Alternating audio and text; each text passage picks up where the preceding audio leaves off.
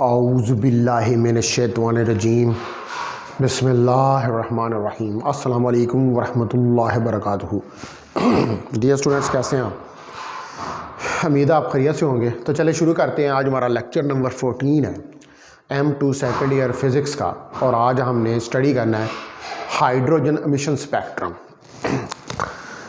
Last time हमने जो है वो बोहर एटॉमिक मॉडल जो है उसको स्टडी किया था हाइड्रोजन एटम के लिए, और हमने ये बात डिस्कस की थी कि हाइड्रोजन एटम जो है that is the simplest atom, यानी कि जिसके अंदर एक इलेक्ट्रॉन और एक प्रोटॉन होता है। एक सिंपलेस्ट स्ट्रक्चर का एटम है, इसलिए सबसे पहले जो है वो हाइड्रोजन एटम को ही स्टडी किया। और बोहर ने भी जो अपना semi classical Bohr atomic model दिया वो भी हाइड्रोजन एटम के ऊपर ही बेस कर रहा था। अब हमने आज स्टडी करना है कि जो हमारे पास इलेक्ट्रॉन है हाइड्रोजन एटम में, जब वो किसी एक्साइटेड स्टेट n के अंदर जाता है किसी एनर्जी En के साथ, तो ये एक ट्रांजिशन करता है कि जिससे ये अपने लोअर एनर्जी स्टेट P के अंदर आता है किसी एनर्जी EP के साथ। तो यहाँ पर जो एनर्जी EP होती है वो लेस देन En होती है। यानी कि कहने का मतलब ये है कि देखें, ये हमारे पास न्यूक्लियस है, ये एक लोअर लेवल है, ये एक हायर लेवल है। ये लेवल n है, इसकी एनर्जी En है, और ये लेवल P है, इसकी एनर्जी EP है। ठीक है, ये लेवल P है और ये लेवल n है। तो एक इलेक्ट्रॉन इधर से नीचे आता है, ट्रांजिशन करता है। ठीक है, तो उस ट्रांजिशन के नतीजे में डिफरेंस ऑफ एनर्जी क्रिएट होता है, और ये डिफरेंस ऑफ एनर्जी जो है ये इस एटम में से, हाइड्रोजन के एटम में से, in the form of radiations of frequency HF की फॉर्म में निकलता है। ठीक है, तो suppose that an electron, suppose करें कि एक इलेक्ट्रॉन जो है in the hydrogen atom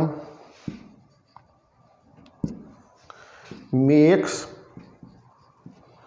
a transition from the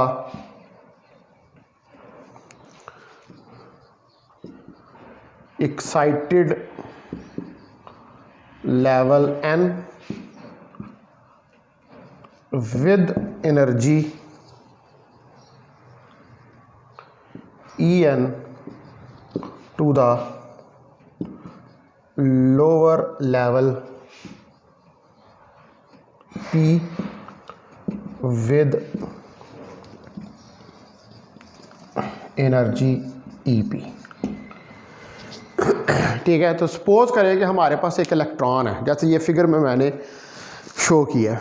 ये एक इलेक्ट्रॉन है जो कि n लेवल से P लेवल में आता है, यानी कि ऊपर वाले लेवल से नीचे वाले लेवल में आता है। तो ऊपर वाले लेवल में इसकी एनर्जी En है और नीचे वाले लेवल में इसकी एनर्जी EP है। तो इसका मतलब है कि यहाँ पर जो EP है एनर्जी वो लेस देन En है,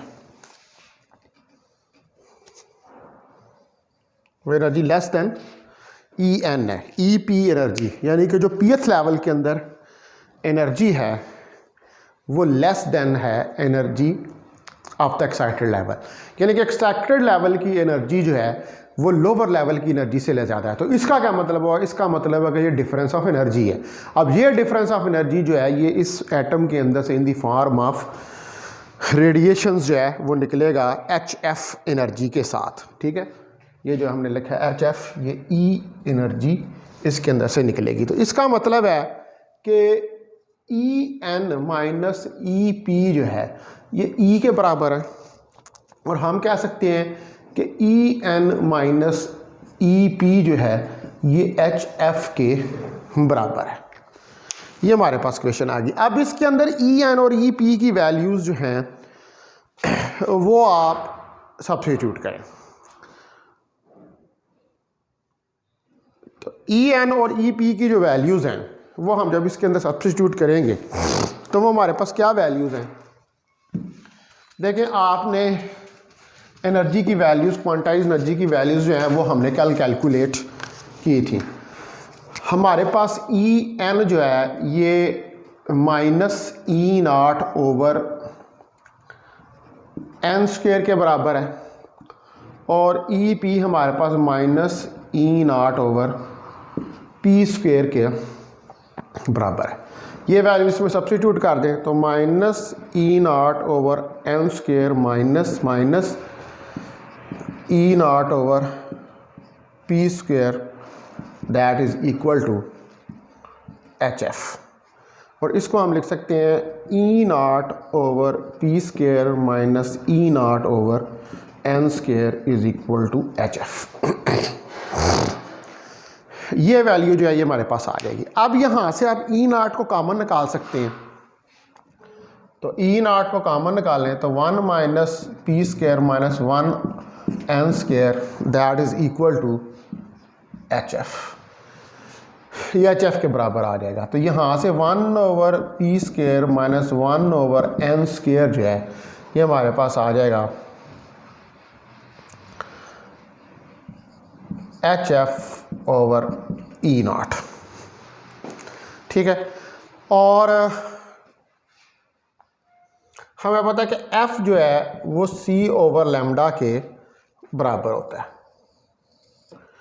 तो हम इसको लिख सकते हैं कि E0 को इसी तरफ ले आए, E0 इस तरफ आ जाएगा 1 minus p² minus 1/n² that is equal to HC/λ। ये इसके बराबर आ जाएगा। और जो है E0 HC को इस तरफ ले आए तो 1 माइनस p² माइनस 1/n² 1/λ। ये वैल्यू हमारे पास बन जाएगी। अब इसमें E0/HC जो है, ये E0/HC जो है that is a constant value. हमें पता है कि E0 की वैल्यू जो है वो हमारे पास 13.6 इलेक्ट्रॉन वोल्ट है। H जो है वो 6.63 10⁻34 जूल सेकंड है और C हमारे पास 3×10⁸ मीटर पर सेकंड है। ये सारी हमारे पास जो है वो वैल्यूज़ हैं। तो आप E0/HC जो है इसकी वैल्यू कैलकुलेट कर सकते हैं। 13.6 1 इलेक्ट्रॉन वोल्ट बराबर होता है 1.6 10⁻19 जूल के, डिवाइडेड बाय हमारे पास 6.63 10⁻34 जूल सेकंड और मल्टीप्लाई बाय 3×10⁸ मीटर पर सेकंड। ये हमारे पास जो है ये इस कांस्टेंट की वैल्यू यहाँ से E0/HC जो है हम कैलकुलेट कर सकते हैं। और ये जब हम यहाँ से इसको E0/HC को कैलकुलेट करेंगे तो ये हमारे पास वैल्यू आ जाएगी 1.0974 10⁻7 मीटर इनवर्स और इसको हम कहते हैं RH। ठीक है, RH is the Rydberg constant. तो ये RH जो है इसको हम कहते हैं रिडबर्ग कांस्टेंट। और ये जो रिडबर्ग कांस्टेंट है वो मेजर्ड वैल्यूज़ जो है हाइड्रोजन एटम की उनके साथ ये कंसिस्टेंट है, उनको ये फॉलो करता है। ठीक है जी। तो ये हमारे पास अब ये जो 1/λ ये हमारे पास क्या रिलेशन बन गया, ये हमारे पास रिलेशन बन गया 1/λ is equal to RH 1 minus p² minus 1/n²। तो इसमें अगर आप P को 1 रखेंगे, ठीक है, P को 2 रखेंगे, पी को 3 रखेंगे, पी को 4 रखेंगे, तो इससे वो जितनी इरेगुलरिटीज हैं वो पूरा स्पेक्ट्रम जो है हाइड्रोजन एटम का जो हमने पीछे स्टडी किया था, ठीक है, वो हमारे पास आ जाएगा। देखें अगर आप P को 1 रखते हैं तो हमारे पास 1/λ RH 1 का स्क्वायर माइनस 1/L स्क्वायर। ये कौन सी सीरीज है? ये लेमैन सीरीज है। और अगर आप P को 2 रखते हैं RH 2 का स्क्वायर माइनस 1/n का स्क्वायर, तो ये यहाँ पर जो है ये हमारे पास क्या है, यहाँ पर n जो है वो 2 3 4 होगा, यहाँ पर n जो है वो 3 4 5 होगा, और ये हमारे पास बामर सीरीज है एंड सो ऑन। ऐसे ही आगे हमारे पास पास्टन ब्रैकेट और पफंड सीरीज आ जाएंगी P2 P3 P4 के लिए और P5 के लिए। सिमिलरली यानी कि ये वो जर्नल फार्मूला है हाइड्रोजन स्पेक्ट्रम का, जिसकी कि हमने पीछे इरेगुलरिटीज जो हैं उनको स्टडी किया था, जो वेवलेंथ की इरेगुलरिटी यानी कि जो डिफरेंट वेवलेंथ्स आ रही थी। तो हमने ये स्टडी किया था कि जो हमारे पास वेवलेंथ्स ओरिजिनेट होती हैं हाइड्रोजन एटम में से, वो वेवलेंथ्स जो होती हैं वो एक ही वैल्यू की नहीं होती, वो वेवलेंथ्स जो हैं वो डिफरेंट होती हैं, डिफरेंट इरेगुलरिटीज़ होती हैं, जिसमें हमारे पास डिफरेंट सीरीज़ आती हैं। जैसे हमारे पास लेमन सीरीज़ आती है, हमारे पास बामर सीरीज़ आती है, हमारे पास पास्टन सीरीज़ आती है, हमारे पास ब्रैकेट सीरीज़ आती है, और हमारे पास पफंड सीरीज़। तो डिफरेंट सीरीज़ की लाइंस जो हैं तो वो स्पेक्ट्रम के अंदर से ओरिजिनेट होती है। ठीक है डियर स्टूडेंट्स, तो ये अब हमने जो है हाइड्रोजन एटम जो सिंपलेस्ट एटम था, इससे मुतल्लक जो आपके कोर्स के अंदर चीज़ें थीं उनको हमने स्टडी कर लिया है। हमने हाइड्रोजन का स्पेक्ट्रम भी देख लिया है, हमने बोहर का एटॉमिक मॉडल भी देख लिया है। ठीक है, हमने उसके पास्टुलेट्स भी पढ़े हैं बोहर के एटॉमिक मॉडल के, और हमने जो है वो हाइड्रोजन का मिशन स्पेक्ट्रम भी देख लिया। हमें स्पेक्ट्रम के बारे में भी इंफॉर्मेशन जो है वो हासिल होगी। हमने क्वांटाइज्ड एनर्जी जो है बोहर ऑर्बिट की और क्वांटाइज्ड रेडियाई जो है बोहर ऑर्बिट का, उसको भी कैलकुलेट करके देख लिया। अब आगे हमारा जो टास्क है वो है इनर शेल ट्रांजिशंस और कैरेक्टरिस्टिक एक्स रेज के इनर शेल ट्रांजिशंस क्या होती हैं और कैरेक्टरिस्टिक एक्स रेज क्या होती है, एक्स रेज कैसे प्रोड्यूस होती हैं, इनका क्या एक्सपेरिमेंटल सेटअप होता है और किस प्रिंसिपल के तहत ये प्रोड्यूस होती हैं, इनके क्या फ़ायदे होते हैं, इनकी क्या प्रॉपर्टीज़ होती हैं। ठीक है, ये सारी एक्स रेज से मुतल्लक हमने चीज़ें जो हैं वो स्टडी करनी है। तो अब हमारा नेक्स्ट टॉपिक है inner shell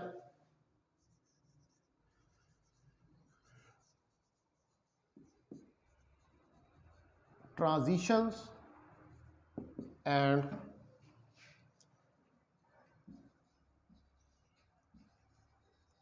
characteristics X rays. Inner shell transitions और characteristics X raise.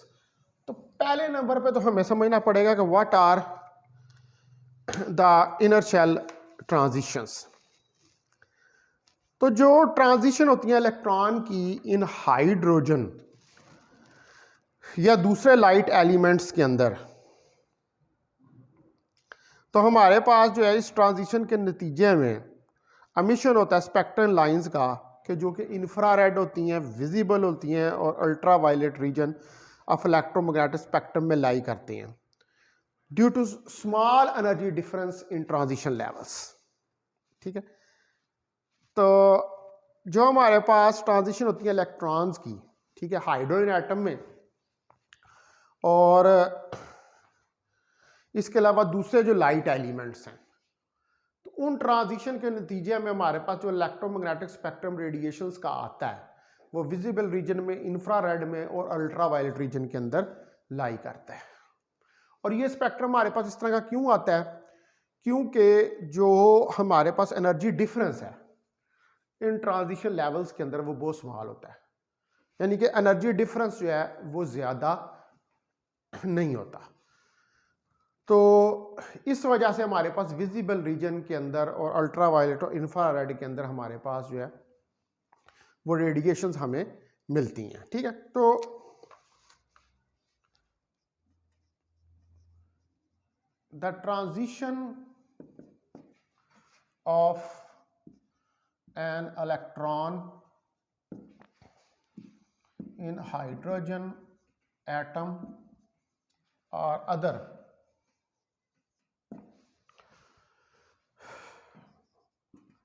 Light elements, यानी जो दूसरे और लाइट एलिमेंट है, जैसे हाइड्रोजन के लाइट एलिमेंट है, इसके अलावा हीलियम जो है ये भी एक लाइट एलिमेंट है। जो दूसरे लाइट एलिमेंट्स हैं इनके अंदर जो ट्रांजिशंस होती हैं, result in the emission of visible ultraviolet and infrared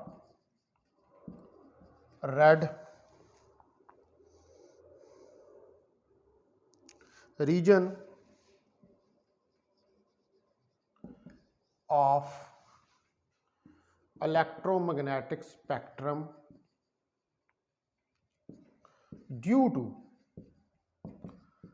small energy difference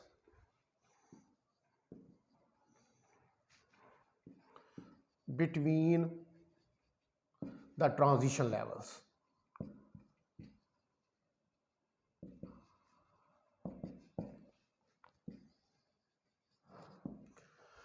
ठीक है, तो जो हमारे पास ट्रांजिशन होती है इलेक्ट्रॉन की किसी हाइड्रोजन एटम के अंदर या किसी और लाइट एलिमेंट्स में, उसके नतीजे के अंदर हमारे पास विजिबल अल्ट्रावायलेट और infrared reason of electromagnetic spectrum obtain होता है।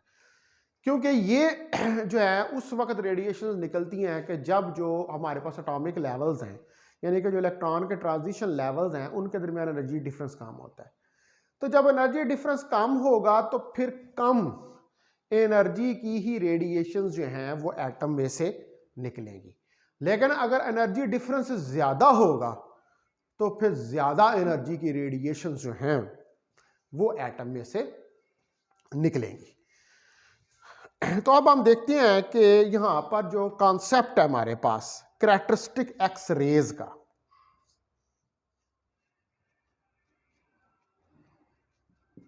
कैरेक्टरिस्टिक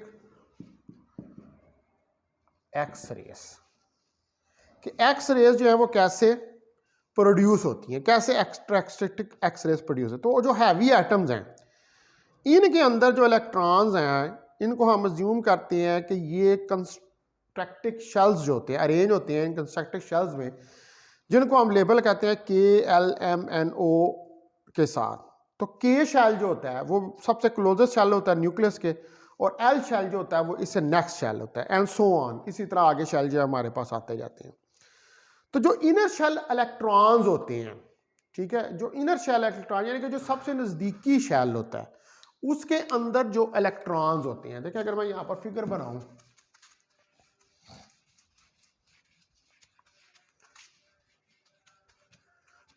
तो आप देखें कि ये हमारे पास न्यूक्लियस है, ये हमारे पास के शेल है, ये हमारे पास एल शेल है, और ये हमारे पास एम शेल है। इसको हम कहेंगे के, इसको कहेंगे हम एल, और इसको कहेंगे हम एम। तो ये के शेल जो है ये सबसे क्लोजेस्ट है न्यूक्लियस के। तो इसके अंदर ये जो के शेल जो सबसे क्लोजेस्ट है न्यूक्लियस के अंदर, इसके अंदर जो इलेक्ट्रॉन्स होते हैं हम इनको कहते हैं इनर शेल इलेक्ट्रॉन्स। और ये इनर शेल इलेक्ट्रॉन्स जो हैं ये इस न्यूक्लियस के साथ due to electrostatic force of Coulombic attraction की वजह से टाइटली बाउंड होते हैं, और large amount of energy required होती है कि इन इलेक्ट्रॉन्स को जो इस शेल के अंदर है ये इतनी ज़्यादा एनर्जी रिक्वायर्ड होती है कि चूंकि ये टाइटली बाउंड होते हैं कि इनको ज़्यादा एनर्जी दी जाए और ये यहाँ पर जो ये टाइटली बाउंड है इस बाउंडनेस को ब्रेकअप करें और ब्रेकअप करने के बाद ये हायर लेवल के अंदर चले जाएं। तो हमें एक large amount of energy require है इनको डिस्प्लेस करने के लिए from there normal energy levels. तो जब आप एक्साइटेशन करते हैं तो एटम जो है वो जब इलेक्ट्रॉन ऊपर वाले लेवल में जाता है तो उसके बाद वहाँ पर वो 10⁻⁷ सेकंड तक स्टे करता है और फिर दोबारा वो अपनी इनिशियल स्टेट में वापस आता है। ठीक है, तो इस दौरान जाहिर बात है आप जब आपने इसको एक्साइट किया तो आपने इसको लार्ज अमाउंट ऑफ एनर्जी जो है वो प्रोवाइड की है। ठीक है, जब आप इसको इनर शेल से एक्साइट किया तो आपने लार्ज अमाउंट ऑफ एनर्जी इसको प्रोवाइड किया और ये अगले लेवल में किया। तो फिर जो यहाँ पर डिफरेंस ऑफ एनर्जी यानी कि जब ये हायर लेवल से लोअर लेवल में ट्रांजिशन करेगा तो चूंकि लार्ज एनर्जी दी हुई है इससे large difference of energy create होगा और वो लार्ज डिफरेंस ऑफ एनर्जी जो है एटम में से in the form of radiation जो है वो बाहर की तरफ एमिट जो है वो हो जाएगा। तो यानी कि लार्ज एनर्जी के फोटॉन्स जो हैं वो एमिट होंगे। तो जस्ट ये जो इनर शेल ट्रांजिशंस हैं इलेक्ट्रॉन इन हैवी एटम्स जो हैं ये क्या करते हैं, ये गिव राइज करते हैं, ये राइज करते हैं कि इसको emission of high energy photons को। ठीक है, यानी कि ये जो फोटॉन्स निकल रहे हैं इसके अंदर हाई एनर्जी के फोटॉन्स निकल रहे हैं और ये जो हाई एनर्जी के फोटॉन्स निकल रहे हैं इनको हम क्या कहते हैं, एक्स रेस। तो इसका मतलब है कि एक्स रेस जो है वो इनर शेल एक्साइटेशंस जो होती हैं किसी हैवी एटम के अंदर उसके नतीजे में प्रोड्यूस होती हैं। तो ये जो एक्स रेज है ये कंसिस्ट करती हैं, इनके अंदर सीरीज ऑफ स्पेसिफिक वेवलेंथ या फ्रिक्वेंसीज होती हैं और ये जो सीरीज ऑफ स्पेसिफिक वेवलेंथ और फ्रिक्वेंसीज होती हैं इनको हम क्या कहते हैं, कैरेक्टरिस्टिक एक्स रेस।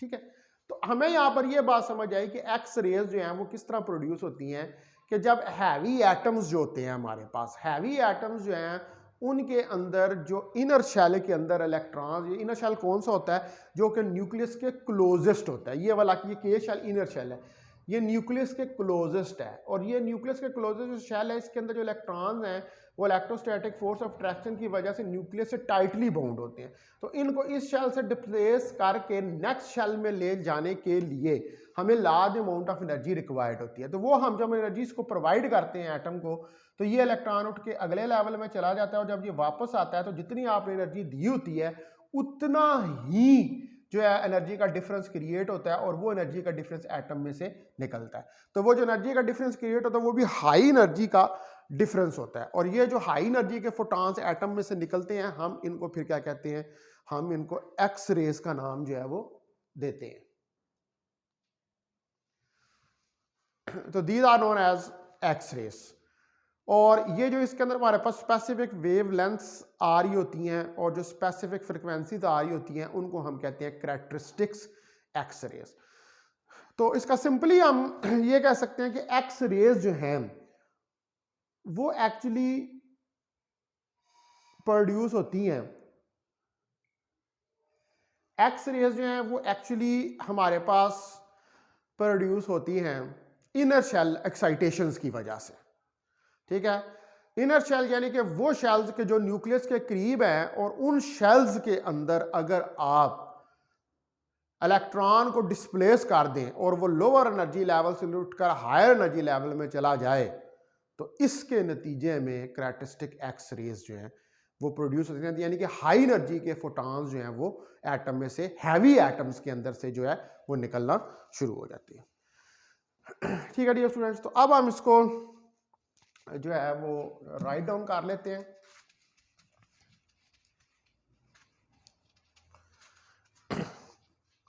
तो जो हैवी एटम्स होते हैं, इन हैवी एटम्स, ठीक है जी, जो हैवी एटम्स होते हैं the electrons are assumed to be arranged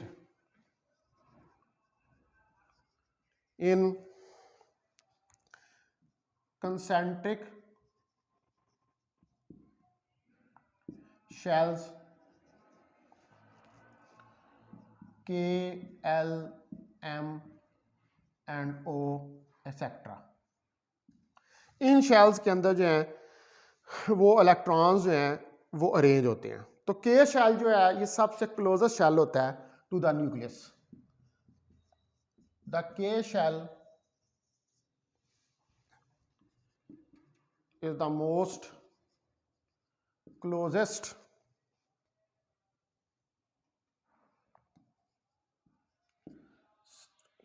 shell to the nucleus। यानी कि ये सबसे करीब वाला होता है और इसके अंदर जो इलेक्ट्रॉन होता है वो टाइटली बाउंड होता है, ठीक है। और इसके अगला जो है and next is L shell and so on।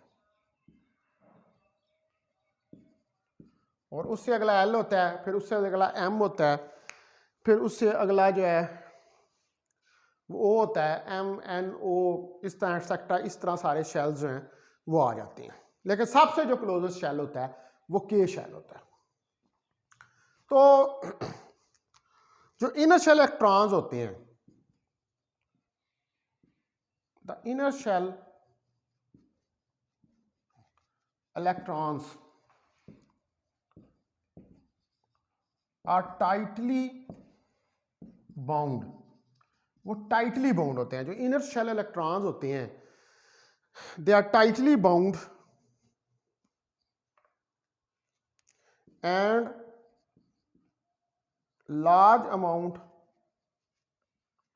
Of energy is required to displace them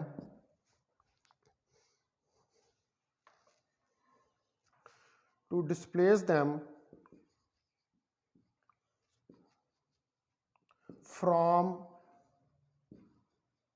their normal energy levels। तो जो इनर शेल इलेक्ट्रॉन्स होते हैं, यानी कि जो K शेल के अंदर इलेक्ट्रॉन्स होते हैं वो टाइटली बाउंड होते हैं, क्योंकि इनके दरमियान और न्यूक्लियस के दरमियान जो इलेक्ट्रोस्टैटिक फोर्स ऑफ अट्रैक्शन है वो लार्ज होती है और large amount of energy required होती है इनको डिस्प्लेस करने के लिए इनके नॉर्मल एनर्जी लेवल्स हैं। तो after excitation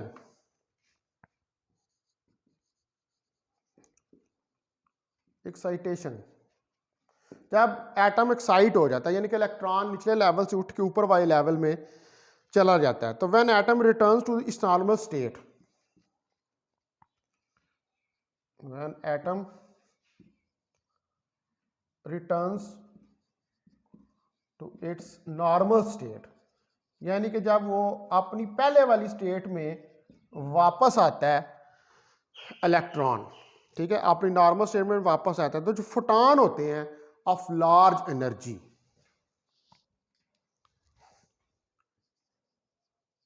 photons of large energy are emitted। तो लार्ज एनर्जी के फोटॉन्स जो हैं वो एमिट होते हैं, ठीक है, क्योंकि आपने इन इलेक्ट्रॉन्स को जो कि टाइटली बाउंड थे न्यूक्लियस से, इनको ऊपर वाले लेवल में ले जाने के लिए भी ज़्यादा एनर्जी प्रोवाइड की है। तो जब आपने ज़्यादा एनर्जी प्रोवाइड की है तो जब ये वापस आएंगे अपने निचले लेवल में तो ये जो एनर्जी का डिफरेंस क्रिएट होगा वो भी लार्ज होगा। इसलिए फिर लार्ज एनर्जी के फोटॉन्स जो हैं वो एटम में से एमिट होंगे, यानी कि हाई एनर्जी के फोटॉन्स जो हैं वो एमिट होंगे। Thus, transition of inner shell electrons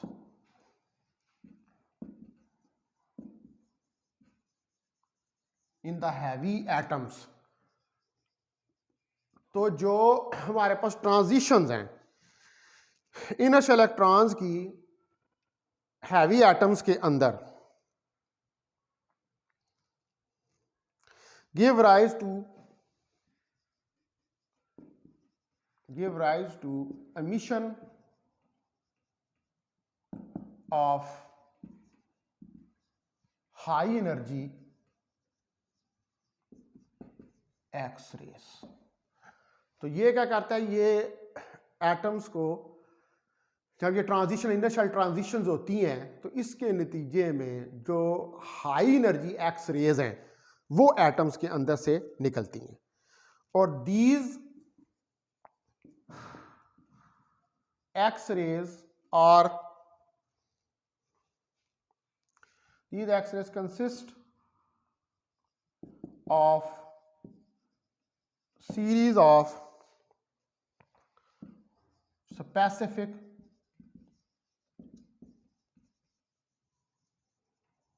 wavelengths and frequencies,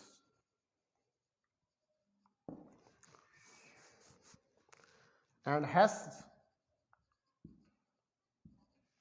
known as characteristics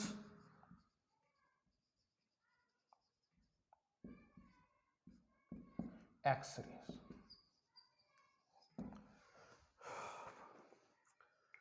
तो ये जो ट्रांजिशंस हैं, इनर शेल ट्रांजिशंस हैं, ठीक है, ये क्या करती हैं, ये गिव राइज देती हैं आपको हाई एनर्जी एक्स रेज को, और ये जो एक्स रेज हैं ये कंसिस्ट कर रही होती है सीरीज ऑफ स्पेसिफिक वेवलेंथ।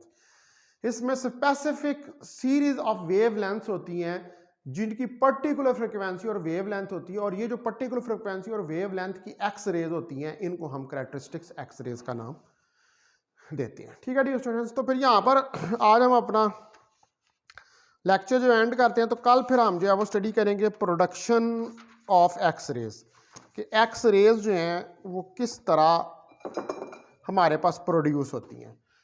तो बहुत शुक्रिया आपका, थैंक यू वेरी मच। अस्सलाम वालेकुम वरहमतुल्लाहि वबरकातुहू।